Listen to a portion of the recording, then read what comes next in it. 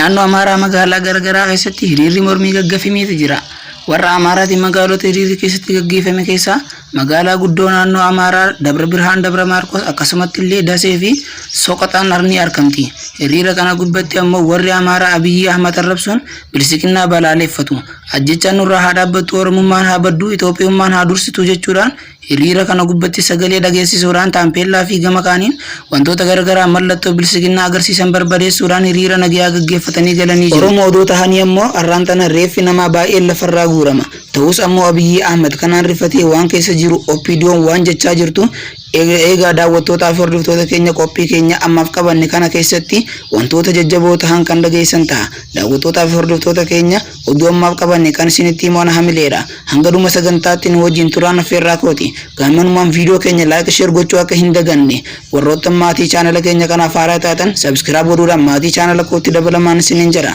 Amma oduu warri Amaaraa hiriira guyyaa lamaan kana walitti dhaabanii gaggeessaniin paartii biyyattii hoogganaa jirtu bilisiginnaa balaaleffachuun taampeellaa fi gama kaaniin mallattoo garaagaraa kan bilisiginnaa calaqqisiisan Abiyyi Ahmad dabalatee bakkeewwan garaagaraatti suuraa baay'ee barbadeessanii jiru. Ta'us ammoo poolisiin naannoo Amaaraatii fi poolisiin federaalaa achitti argaman waan tokkos uummata kana hin goone. Ta'us ammoo uummanni kun hiriira bahan kana gubbatti Abiyyi Ahmad hattuu leebaa jechuun erga balaaleffataniin booda bilisiginnaan gantuudha Oromoon baduu qabdi, Itoophiyummaan dursuu qabdi jechuudhaan lallabaa kan turan guyyaa lamaan kana guutuudhaaf.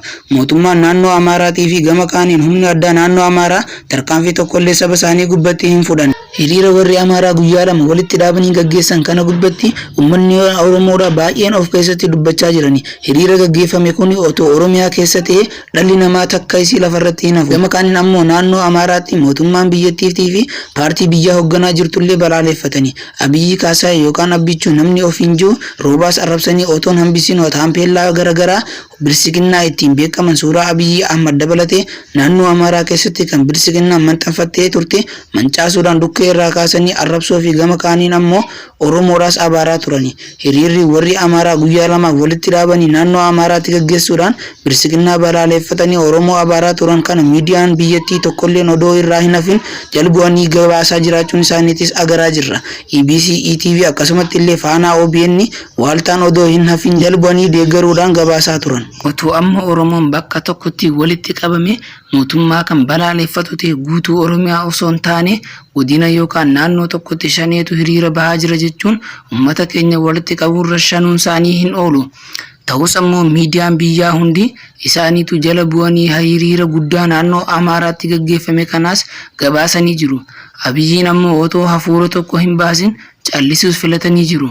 Kaabineen OPDOdha kan naannoo Oromiyaadhaa lafa dhiituudhaan waan taatu dhabdee ammoo Oromoon dubbachuu qabdi jechuunis hasaasanii jiru. Deeggartoonni OPDOdhaa biyya alaarraa kuulii lakkisanii garaaf jecha gara biyyattii galan OPDO'n deeggaraa jiran sababa isaanii gananii nafxanyootaa fi Abiyyoo Kaasaayee deeggaraa turan Oromoon callisuu hin qabu, Oromoon tuqamee jira jechuun watwaataa jiru. Oromoon kanaaf otoo gurra hin laatin Oromoon waan hamtuu keessa jiraachuu isaa dubbachuudhaan Oromoon barana bakka gaaffii namaa deebisu keessa hin jiru.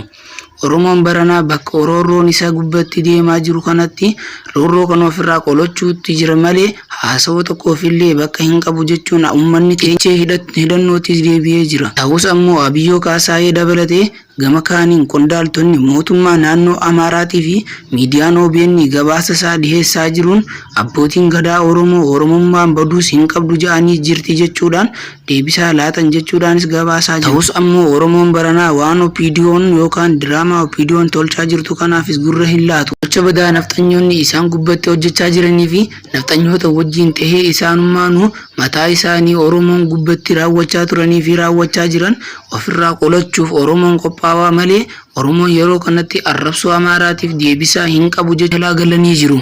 Manni keenya Oromoon yeroo bifa kanaan gurmaa'ee nafxanyoota dura dhaabbatee firraa dhorkaa jirutti ammoo kumaandi poostii warri gubbatti labsee Abiy Ahmadii fi OPDO'n guutumattuu ammoo waan Amaarri barbaadan gochuufi jecha ummata keenya gubbatti waan hin raawwatinis hin qabu. Ummata Oromoo qulqulluu maqaa Olelee fi Shanee Jiru yookaan ammoo Shanee Jiru laatanii fi bakka maratti ajjeesanii alatti darbuudhaan mana hidhaa yookaan amala sirreessaa keessaa baasanii ajjeesanii dindila bishaanii keessatti gatuu kan aadeeffatan yeroo kanatti ammoo nafxanyoonni hiriira bahanii Abiyyoo Kaasaayee hattuu leebaa jechuun balaaleffatanii siqinnaan nun bulchituu ja'anii yeroo isaan mormaa jiranii fi Oromummaan baduu qabdii Itoophiyummaan dursuu qabdii jechaa jiran kanatti ammoo Oromoon dammaquu qaba mootummaa isaa deeggaruu qaba jechuun iyyaa jiru. Abiyyi Ahmad dabalatee OPDO mootummaa naannoo Oromiyaa guutumattuu akka Oromoon hiriira isaaf bahee mootummaa keenya wajjin jirra jedhan barbaadu.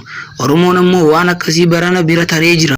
Ummanni keenya Oromoodhaa ammoo diraamaa isaan hojjetan osoo isaanitti gad hin finne xiinxaluudhaan tuffatee of jalatti ilaalee bira darbaa jira. Kunis ammoo kan akka malee Abiyyoo Kaasaayee OPDO naannoo Oromiyaa garaa murachiisedha. Kan isaan barbaadan ammoo Oromoo miira keessa galchanii bakka maraa Oromoon akka isaan deeggaraa jiru fakkeessu uummata Oromoo hiriira baasuuf deemanii. Oromoon ammoo hiriira kanaas hin baanu jechuun jalaa sasanii jiru. Abiyyoo Kaasaayee dabalatee marti isaanii salphatanii jiru. Qondaaltonni mootummaa naannoo Oromiyaa OPDO'n dullattiin duraanii kunneen fuula Feesbuukii isaanii gubbatti barreeffama adda addaa dhoobuudhaan kan duraan Oromoo balaaleffachuun Oromoo maqaa itti talaatanii arrabsuun hayyoota isaanii xiqqeessaa turan Oromoon akka hiriira bahu isaaniif jecha akka waan Oromummaan tuqamee fakkeessuudhaan nafxanyoota Oromoon haa badduu jechaa jirti. Oromoon rafuu qabdu jechuudhaan wayyaa jiru. Taayee Danda'a dabalatee Addisuu Araggaa akkasumatti illee Haayiluu Addunyaatii fi baay'ee kan tahan yeroo ammaan tanaa iyyanii watwaataa jiru. Watwaata isaanii kanaaf Oromoon gurra laatee fi hin jiru.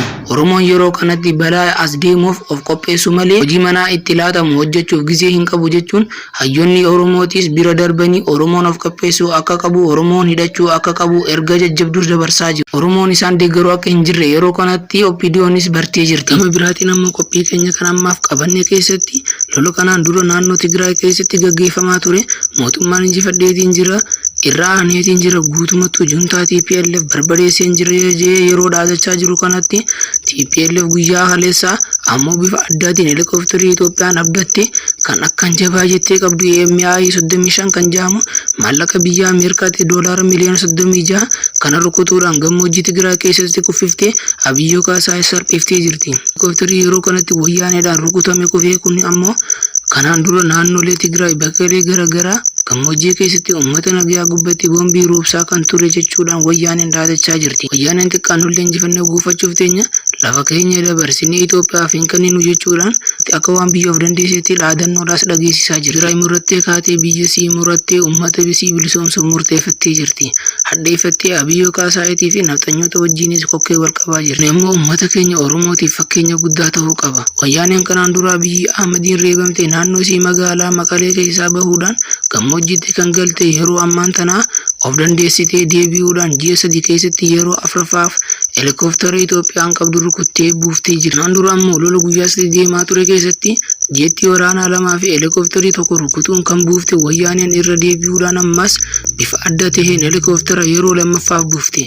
Walumaa galatti wayyaaneen lola kana mootummaa federaalaa wajjin erga jalqabdee balalii xiyyaarota 4 barbadeessuun Abiyyoo Kaasaayee fi nafxanyoota akka malee qalbii cabsitee jirti. Yaari kanaan dura namoota nagaa gubbatti boombii roobsuu ture 135 kan jedhamtu gatiin isaa ammoo maallaqa biyya Ameerikaa doolaara miliyoona 36 kan taate Itoophiyaan erga dhabdee ammoo Abiyyiin waan kana otoo hin baasin callisuun filatee jira. Ta'us ammoo miidiyaa naannoo Tigraay dimsi wayyaanee dabalatee miidiyaaleen gurguddoon wal jalaa qabuudhaan gabaasaa jira.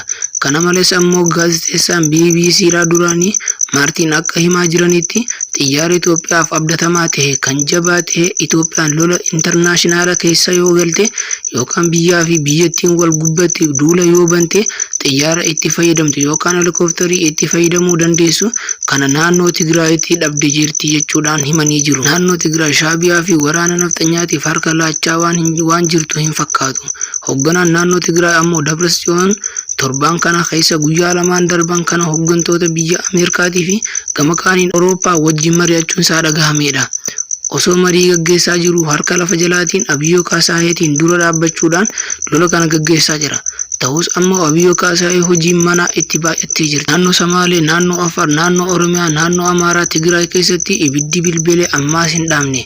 Ta'us ammoo naannoo Oromiyaa keessatti maqaa waraana bilisummaa Oromoo balleessa jedhuun uummata gubbatti duula banaa jiraachuun isaa kan jiru yoo ta'u, naannoo Somaaleetii fi naannoo Afaarii fi Naannoo Somaaleetii fi naannoo Affaaris yeroo inni walitti kaasee callisee filannoo gaggeessuudhaaf biyyattii keessatti ibidda qabsiisee deemaa jiru kanatti addunyaan iyyaa fi gurra ishee gara Itoophiyaatti deeffattee jirti. Ta'us ammoo bakkeewwan garaagaraatti Oromiyaa dabalatee yeroo kana kaardiin filattootaa laatamaa hin jiru, fudhatamaatis hin jiru.